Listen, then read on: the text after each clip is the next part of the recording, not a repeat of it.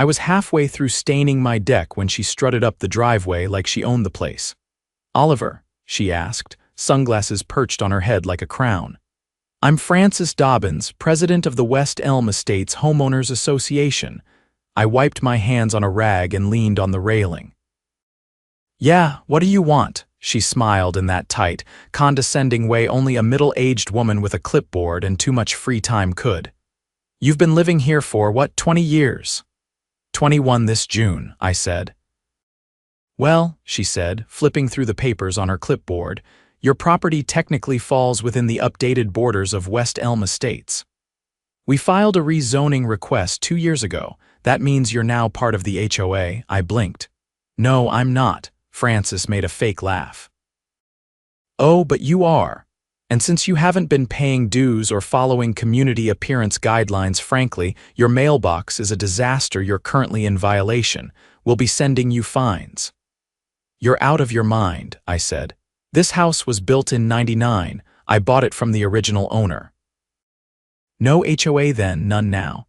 She stepped closer, lowering her voice like she was doing me a favor.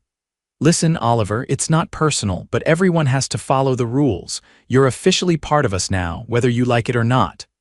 I watched her walk back down the driveway like she'd won something.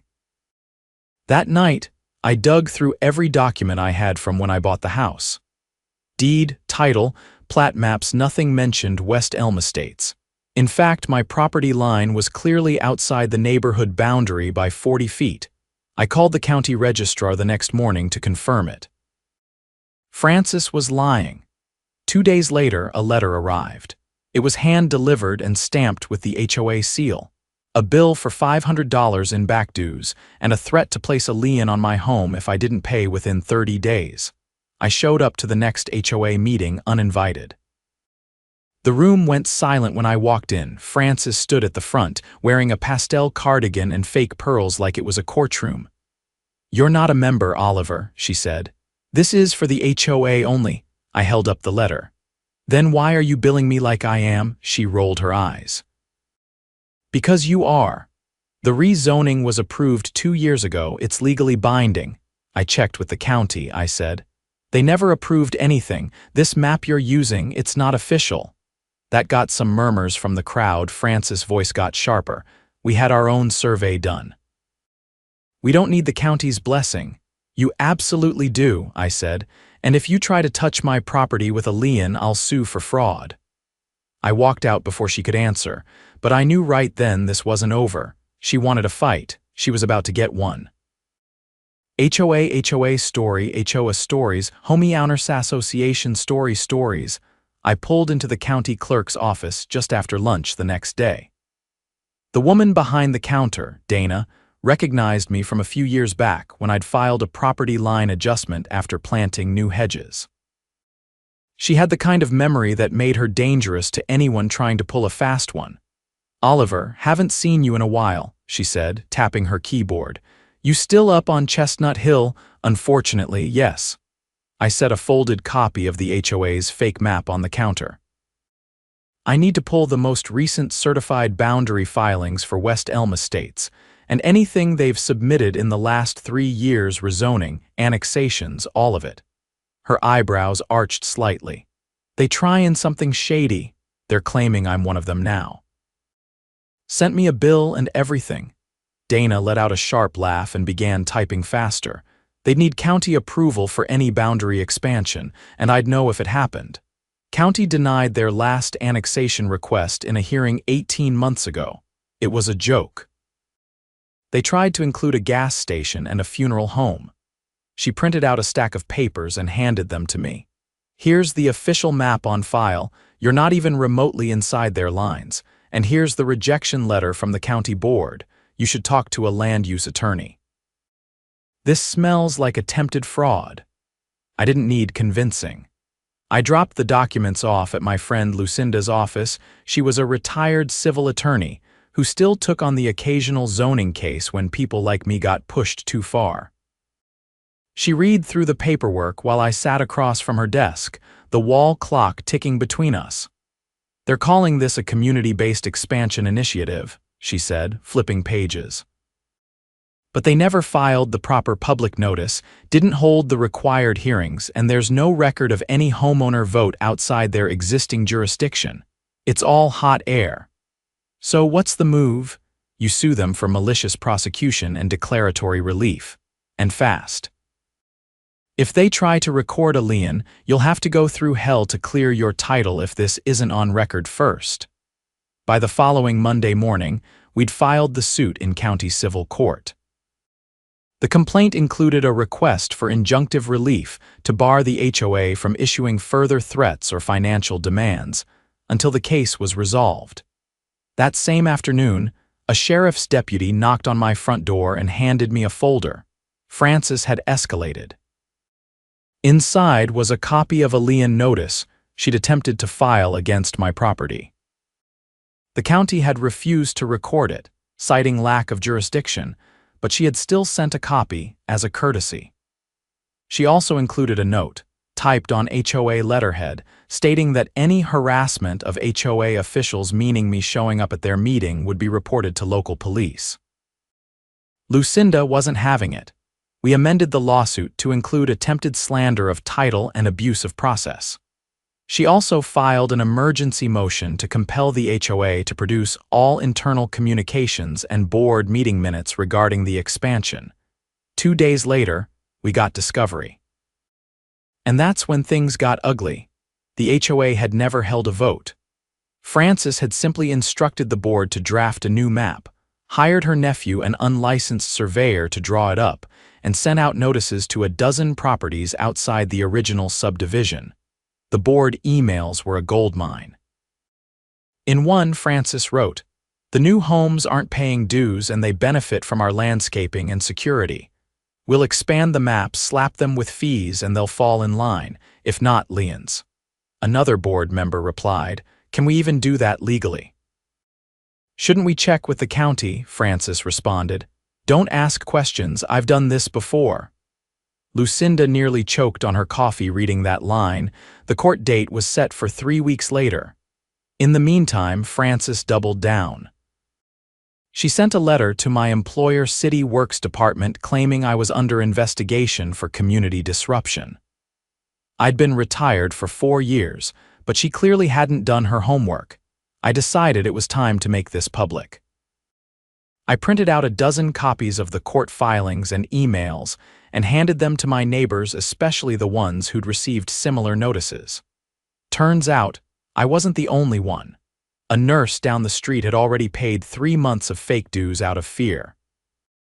A retired couple had been threatened with daily fines for parking their RV in their own driveway. We organized a meeting at the local library. 30 people showed up. I walked them through the lawsuit, the documents, and their rights. By the end of the night, we had 11 additional affidavits from neighbors testifying that Frances had misrepresented the HOA's authority. One older man in the back stood up and said, "She told me if I didn't comply, she'd get the county to condemn my shed." I built that shed myself in 1982. We added his statement to the case. The day of the hearing, the courtroom was nearly full. Frances showed up in a tailored beige suit, flanked by a lawyer who looked like he'd rather be anywhere else. The judge, an older man with a dry sense of humor and zero patience for nonsense, read through the complaint silently, flipping pages. He looked up, adjusted his glasses, and said, "So let me get this straight. The HOA attempted to forcibly annex properties outside its jurisdiction, without county approval, without homeowner consent, and then tried to enforce dues and penalties." Frances' lawyer cleared his throat. "Your Honor, the HOA believed they were acting within a reasonable interpretation of their charter." The judge raised an eyebrow. "A charter doesn't override state zoning laws, and it certainly doesn't grant private entities the power to redistrict neighborhoods. That's some banana republic-level logic." There was a quiet chuckle from someone in the back. Lucinda stood and delivered the knockout. "Your Honor, in addition to the fraudulent notices, we have evidence the HOA president intentionally misled residents, submitted false documents, and threatened retaliation against those who questioned her authority." The judge flipped to the emails. Yes, I see. Don't ask questions. That's reassuring. He looked at Francis directly. You'll cease all communications with the plaintiff and other non-member residents immediately. The court is granting a permanent injunction. Attempting to file liens on properties outside your jurisdiction is not just improper, it's criminal. If you pursue this again, I'll refer the matter to the district attorney. Frances opened her mouth, but her lawyer gently tapped her arm. She sat down, furious and silent. The judge turned to us. Mr. Caldwell, your home is yours. No HOA nonsense applies, and for what it's worth, thank you for standing up. People like you keep the system honest. Outside the courthouse, neighbors waited. When they heard the ruling, a cheer went up. Someone brought cupcakes. I have no idea where they came from, but I ate too. Francis vanished from public view after that. The HOA board was forced to hold emergency elections. All but one member resigned. The nurse got her money back. The couple with the RV parked it proudly in the same spot, and me. I rebuilt my mailbox just to make a point. It's now 10 feet tall, painted with the phrase "private property" in bold red letters. The mailman says it's ridiculous. I told him I've earned it. 2 weeks after the court ruling, I was in the middle of installing motion lights on my garage when a black SUV rolled slowly past my house, circled the cul-de-sac, and parked across the street. It stayed there for 15 minutes. No one got out. No one rolled down a window. Just sat there, engine running. I wasn't paranoid by nature, but after everything Francis had pulled, I had reason to pay attention. The next morning, someone dumped a wheelbarrow full of broken bricks on my front lawn. No note, no witnesses. Just a pile of jagged concrete sitting like it belonged there. I called the non-emergency line. Officer Reynolds showed up just before noon, took a few photos, and gave me a look that said he'd seen this kind of petty nonsense before. "You got any enemies?" he asked, scribbling on a pad. "I've got an HOA president with a bruised ego and too much time on her hands," I said, pointing to the house 4 doors down. "She's not supposed to come near me, but I doubt that stopped her," he nodded. "We'll open a report. If it happens again, install a camera. Or better yet, get one with night vision." I already had. 2, actually. One on the garage and another under the eaves, both syncing to my phone. Sure enough, that night at 2:15 in the morning, someone crept across the sidewalk and dumped a bag of mulch on my driveway. Not even spread out, just dropped it like a body and ran. The footage showed a man in a hoodie, face obscured. But what caught my attention wasn't the man, it was the vehicle he got out of. A black SUV, same one from earlier. I uploaded the video and emailed it to Lucinda, along with the incident report number from Officer Reynolds. She called me by mid-morning. "That's not just petty harassment anymore," she said. "That's targeted intimidation. They're trying to provoke you into reacting. Don't give them the satisfaction." "I'm not," I said, "but I want this on the record, all of it." She agreed and contacted a friend of hers from the district attorney's office. A few hours later, I got a call from an investigator named Natalie Reeves. She asked if we could meet in person. We met at a diner just outside the neighborhood. She slid into the booth across from me with a folder under one arm and a badge clipped to her belt. "Your lawyer sent over everything," she said. "The court case, the emails, the video.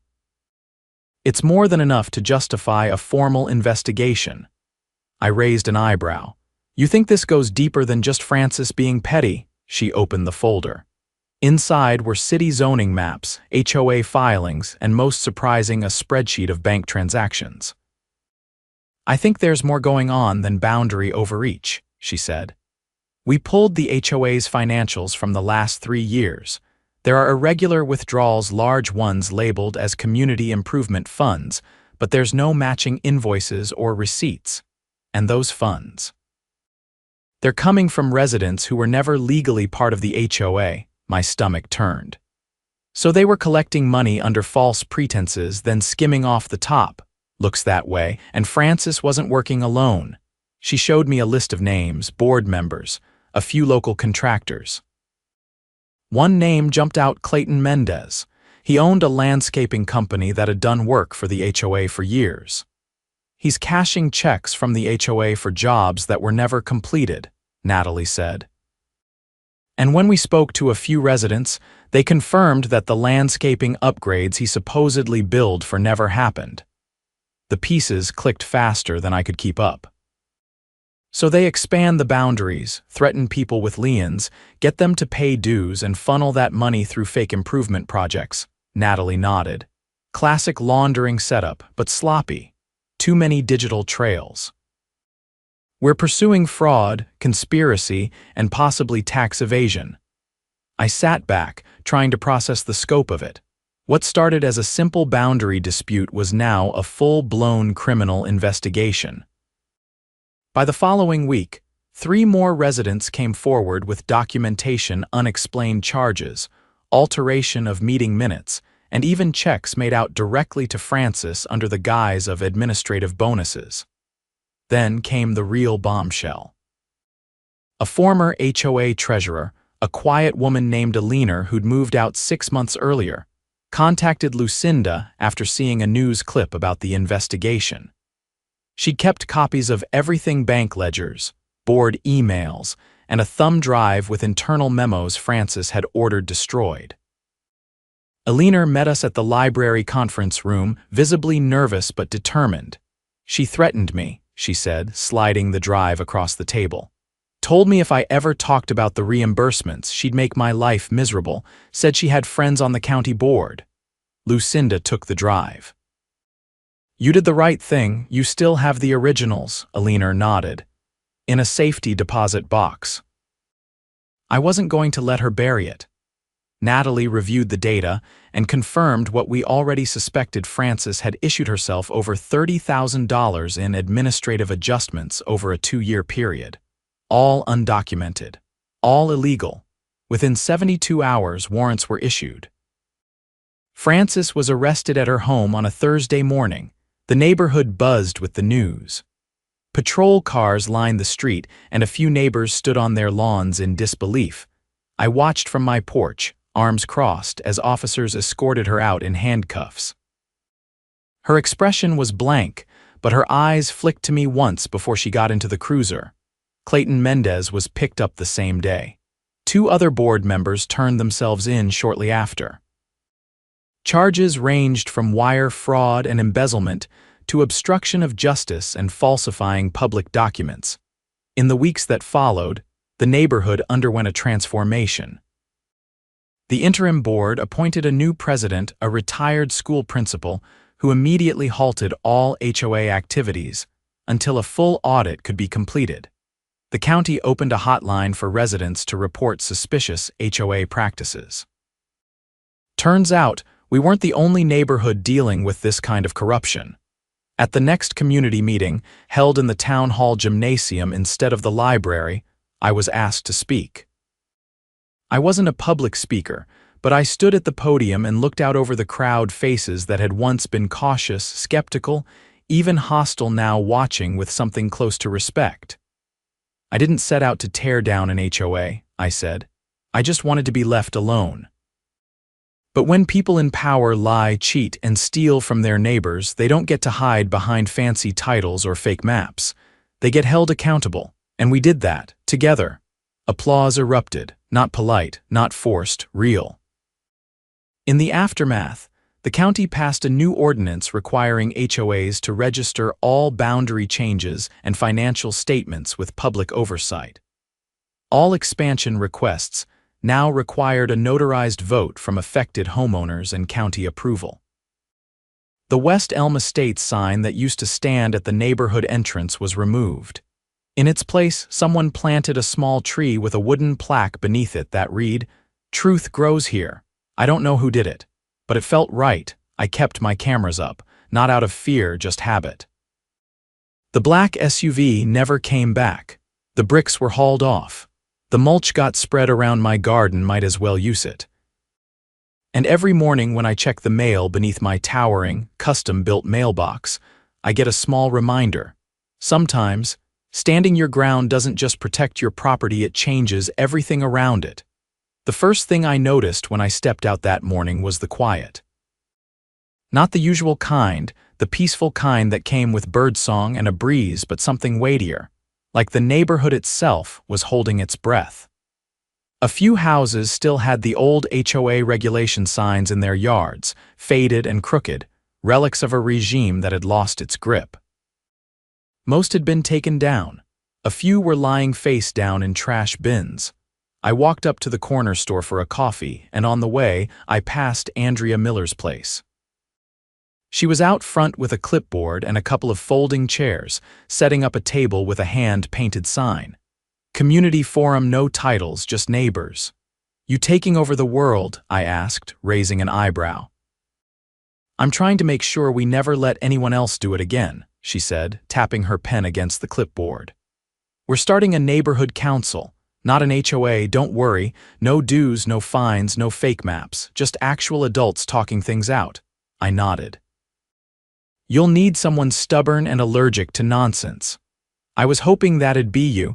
You've got the most experience in trench warfare." I laughed and told her I'd think about it. Back home, the mailbox was stuffed with envelopes. Most were thank you cards. A few had newspaper clippings tucked inside. One stood out, a manila envelope, no return address. Inside was a flash drive and a single sheet of paper that read, "You should know what else she was doing." The drive contained a series of audio recordings, dozens of them, all time-stamped.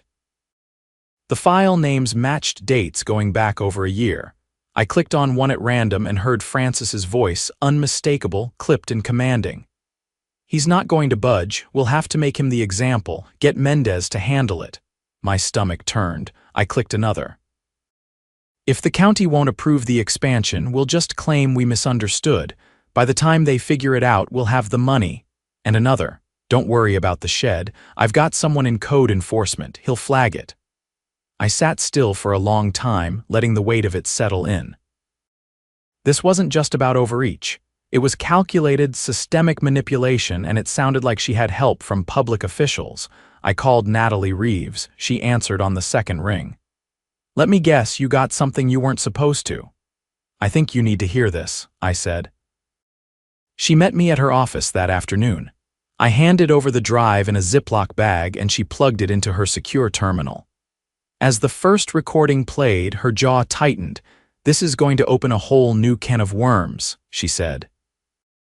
If she had contacts within code enforcement, we're looking at collusion between a private entity and public officials. That's a felony conspiracy under state law.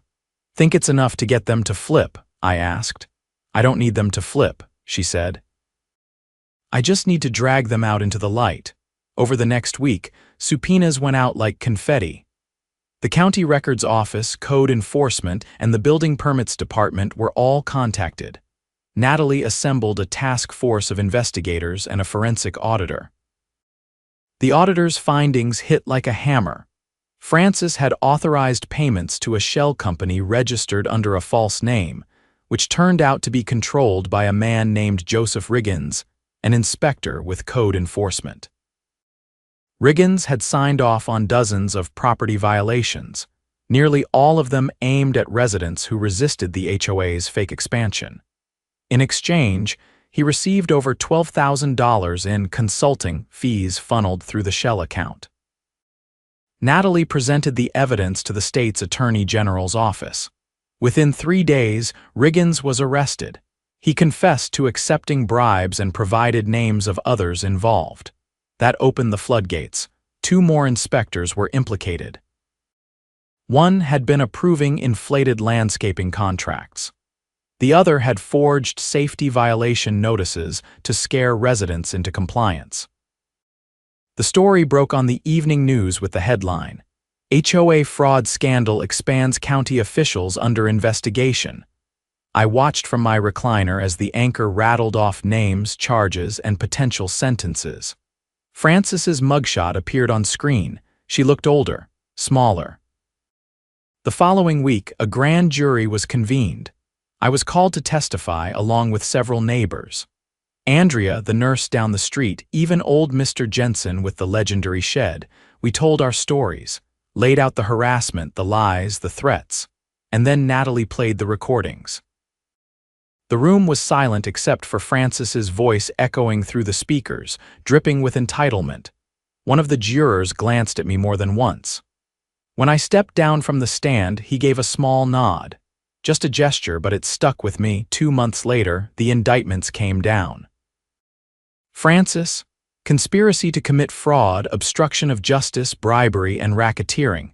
Mendez: aiding and abetting fraud, false invoicing, and money laundering. Riggins and the other inspectors: official misconduct, bribery, and falsifying public records. The trial didn't take long. With the evidence so overwhelming, Francis's attorney tried to negotiate a plea deal. But the state wasn't interested in leniency. Not when her actions had affected dozens of families and corrupted multiple public servants. She was sentenced to 17 years in state prison. Mendez got 9. Riggins and the others received varying sentences, all between 5 and 10 years. After the sentencing, Natalie called me. "I wanted you to hear it from me," she said. "We're closing the case. You were the first domino, Oliver." "I didn't do anything special," I said. "You did more than most would have. You didn't fold. You didn't walk away. That matters." I hung up and sat on the porch with a glass of iced tea as the sun dipped behind the trees. A few kids rode past on bikes, laughing. A sprinkler hissed in the distance. The quiet was back, but this time, it was the good kind. Andrea came by later with a binder. She was putting together a record of everything that had happened: documents, timelines, photographs, statements.